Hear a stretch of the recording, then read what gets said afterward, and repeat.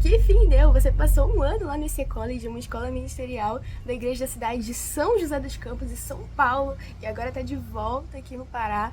Gente, hoje eu vim compartilhar com vocês um pouquinho do que foi o IC College pra mim. Quem acompanha aqui o canal já sabe dessa história, por onde eu tava. Se você caiu de paraquedas aqui e quer saber um pouco mais sobre isso, eu vou deixar o canal deles aqui na descrição do vídeo para você descobrir mais. Tem a nossa formatura também ao vivo lá. Foi muito legal, gente. Sério, pra mim foi uma formatura incrível.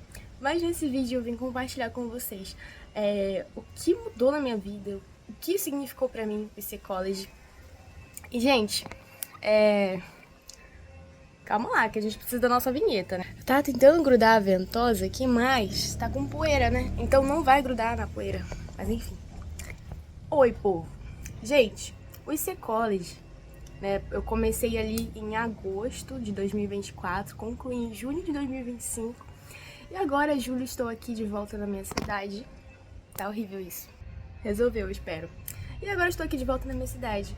E, gente, o IC College, ele é uma escola ministerial que é para forjar quem você é e o seu ministério. Então, ali, no primeiro semestre, a gente aprende sobre liderar a nossa própria vida. Porque a gente entende que um bom líder, ele sabe, antes de liderar outros, ele sabe liderar a si próprio.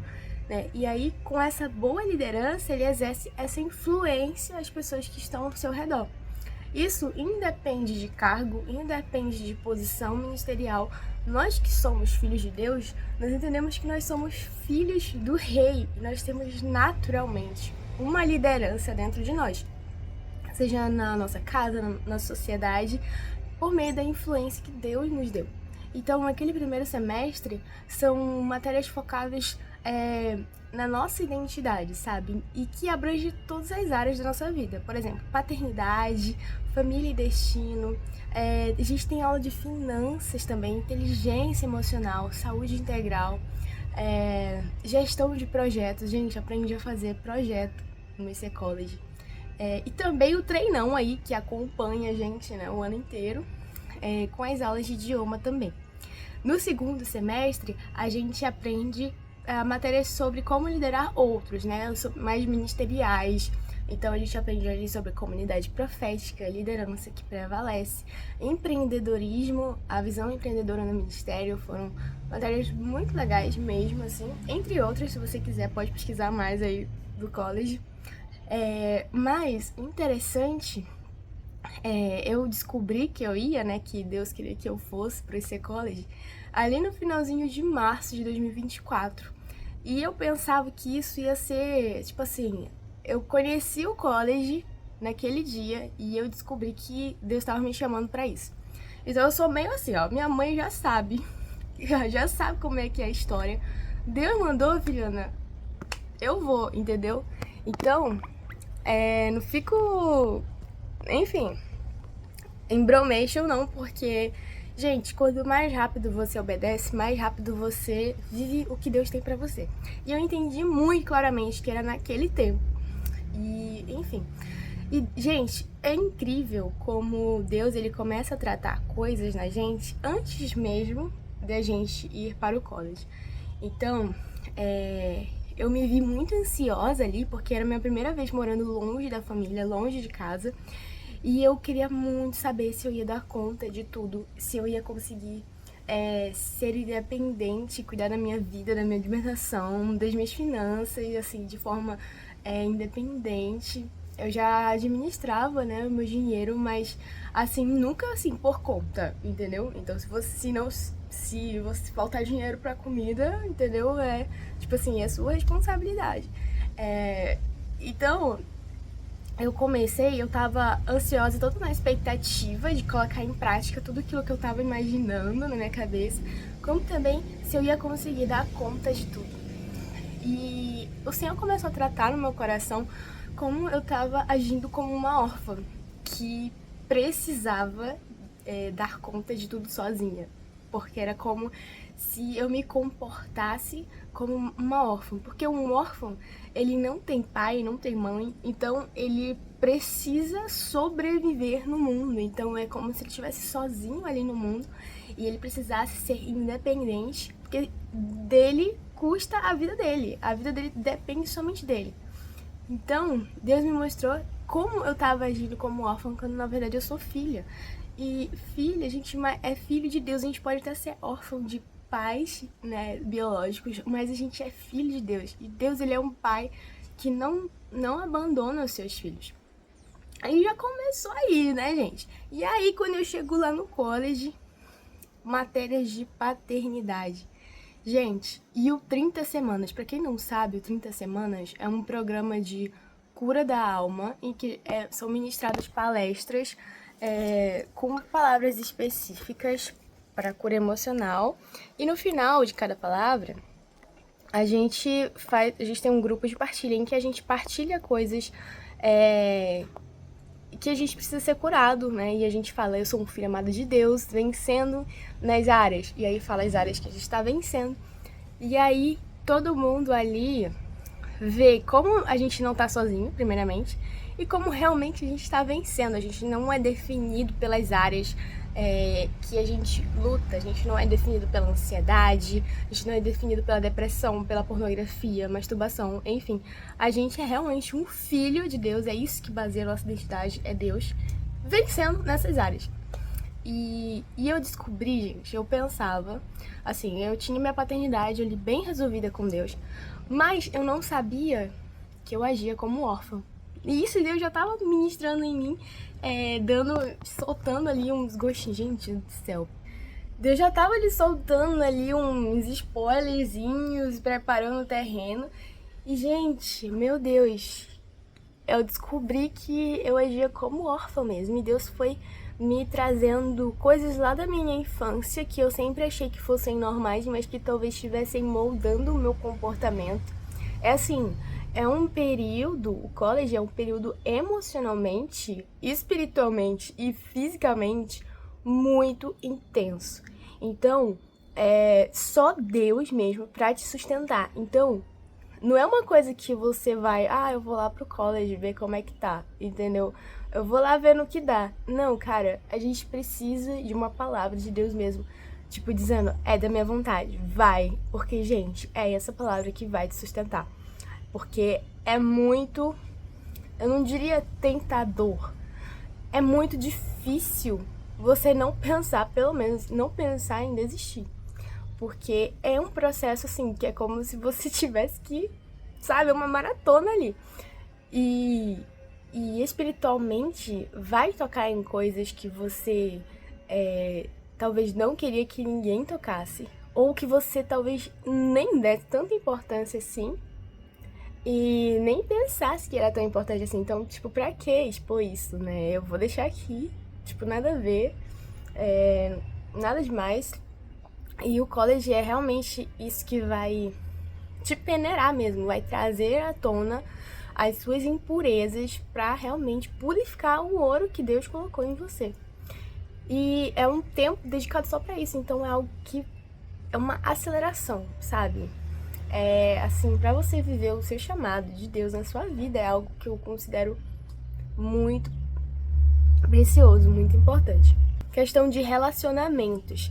Relacionamentos que eu digo, assim, de amizades entre as pessoas e tudo mais. A gente é muito exposto a isso porque, cara, parece um experimento social. Tipo assim, você é jogado ali 1 ano pra conviver quase 24 horas com aquelas pessoas e vamos ver no que dá, entendeu? Então, tipo assim,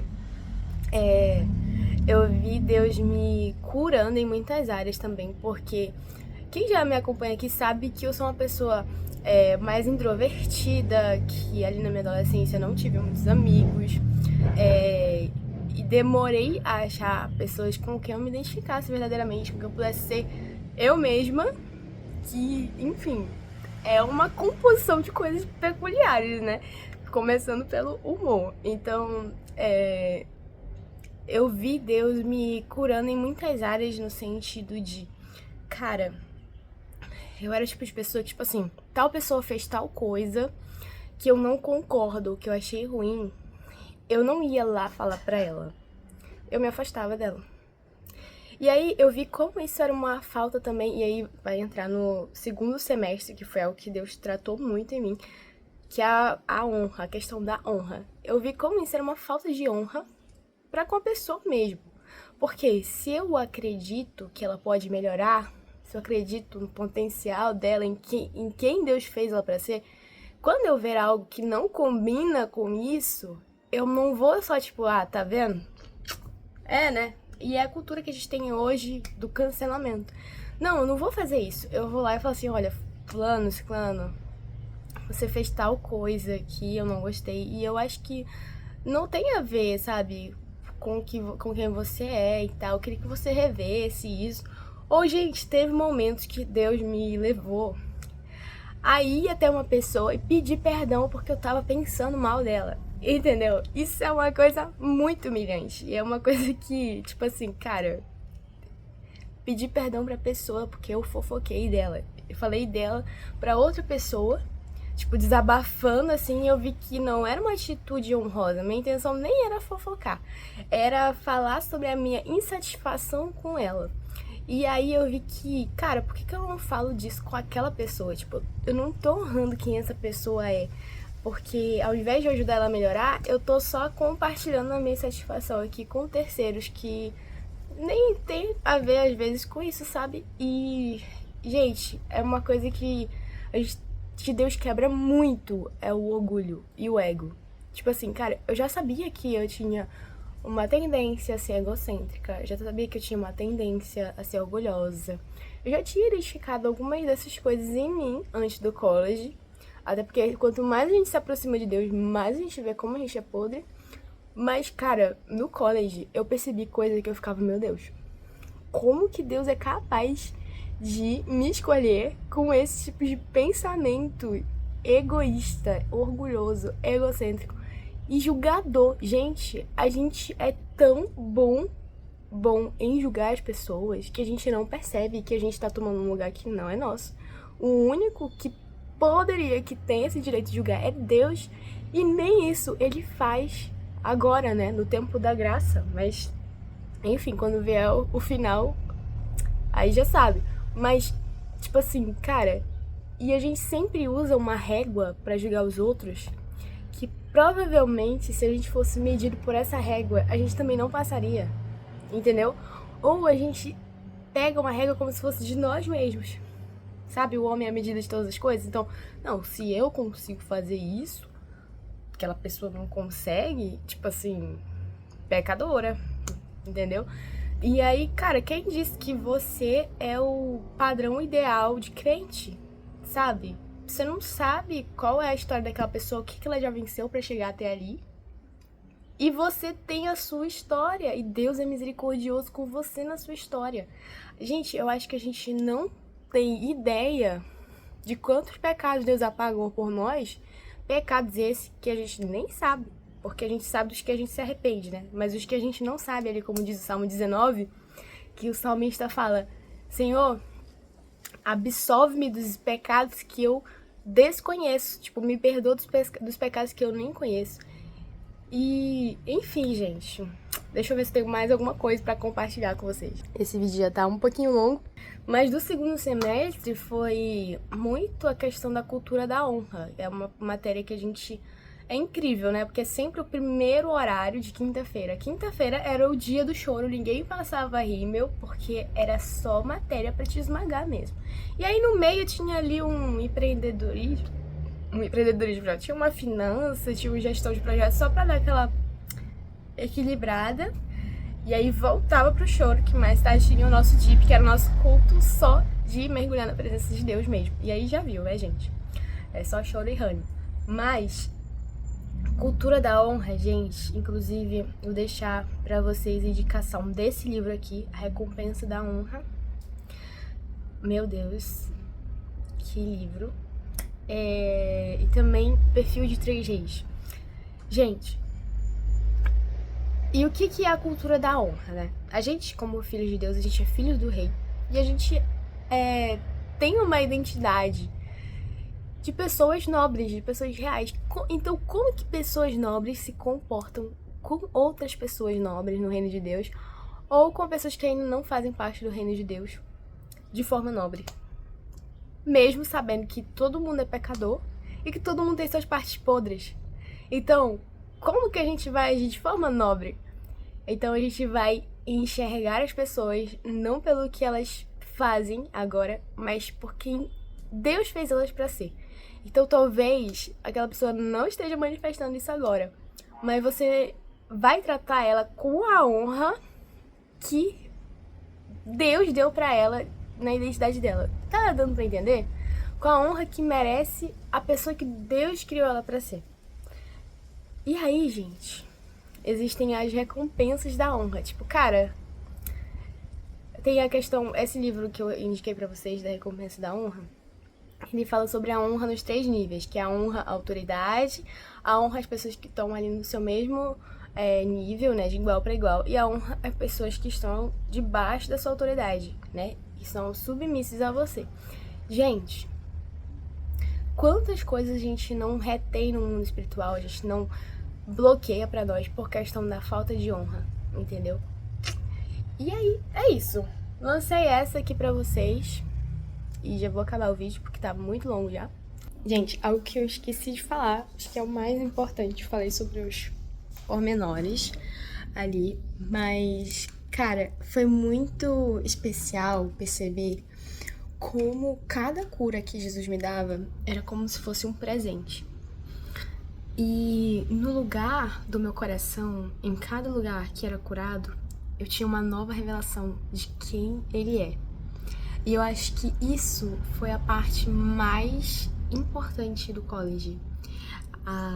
O quanto que eu conheci e me apaixonei mais por Jesus. Então, tipo assim, cara, foi isso que me fez ir pra lá. É isso que me fez voltar. É isso que me move, que é a presença de Jesus. E é isso. Sobre a questão lá dos amigos, eu esqueci de falar sobre os votos secretos que a gente faz, votos que não são de Deus pra nós, que são o quê? Declarações que a gente faz que não são as verdades de Deus. Por exemplo, quando eu era criança, eu tive depressão e eu sentia que eu não tinha amigos que me compreendiam. Então, o que eu falava? Eu falava, eu não tenho amigos. Isso foi algo que eu repeti ao longo da minha vida. E eu me vi ali no college, quando eu tive um momento assim muito difícil, uma pequena crise que eu tive, eu falava assim, Deus, eu não tenho ninguém pra me ajudar aqui agora. Tipo, não tem uma pessoa que eu consiga imaginar. Não tenho amigos. E aí Deus falou assim, opa, essa mentira você já foi curada. A mentira de que você está sozinha. Porque Deus, ele coloca pessoas na nossa vida. E eu vi que eu não tava honrando as pessoas que Deus colocou na minha vida, sabe? Eu falei assim, não tenho amigos. Tipo assim, e Deus tava ali colocando pessoas na minha vida que eu poderia contar. E eu vi como que isso era um padrão fake. E aí, o que são padrões fake? São coisas que se repetem na sua vida, que fazem você acreditar numa coisa que não é verdade. Então, por exemplo, eu não pertenço a esse lugar, eu não tenho amigos, tá vendo? Eu sou realmente inferior que todo mundo, não sei, tô lançando aqui, talvez você esteja pensando agora em alguma coisa assim. Mas, são coisas que a gente tem que quebrar, sabe? Dizer, tipo, eu renuncio a essa mentira em nome de Jesus, a mentira de que eu não tenho amigos, a mentira de que eu estou sozinha, eu não quero mais fazer pacto com isso, sabe? Se não é a verdade de Deus pra mim. Então, foram muitas coisas assim, sabe? Também que Deus me presenteou com curas. E cada lugar que a gente é curado no nosso coração é um novo lugar pra Ele, entendeu? E é isso, gente. Jesus é bom demais. E também algo que tá muito relacionado com essa questão da orfandade versus filiação, que é a generosidade e a mentalidade de escassez versus abundância. Por quê? Se eu tô nessa posição de que eu preciso dar conta de tudo sozinha, eu preciso sobreviver aqui. Eu não vou ser generosa porque eu tô ocupada demais comigo mesma. E aí eu acabo retendo aquilo que Deus me dá pra abençoar outras pessoas, porque eu acho que vai faltar. E aí eu quebro um princípio, que é o princípio da generosidade. Quando você é generoso, você tá refletindo a imagem de Deus. E Deus, se a gente ser como um canal, né? Se você tampa esse canal, não tem como Deus te dar mais. Porque você tá retendo ali. Porque a gente não foi feito para ser uma represa, a gente foi feito para ser uma fonte e abençoar. Então, quando eu estou disposta a abençoar outras pessoas, Deus, ele também está disposto a me abençoar, porque eu entendo para que foi a prosperidade que ele me deu. Isso vai além de dinheiro, isso envolve, além de finanças, envolve o seu tempo, envolve as suas emoções, a sua disponibilidade emocional, né? Quantas vezes a gente acha que vai faltar e aí a gente acaba não ajudando o próximo? E eu tô falando, isso não é só sobre dinheiro, entendeu? É sobre também o seu coração. E eu espero que vocês tenham gostado, gente. Deixa esse like nesse vídeo. Não sai sem curtir, porque vacilo, né? Me ajuda aí no meu canal. Comenta aqui embaixo. Se você é novo aqui no canal, comenta aqui também pra eu saber. A gente tem crescido bastante aqui, né? Que eu postei uns shorts e alcançou algumas pessoas novas. Mas é isso, gente. Me segue lá nas minhas redes sociais, que tá na descrição. E até o próximo vídeo. Tchau!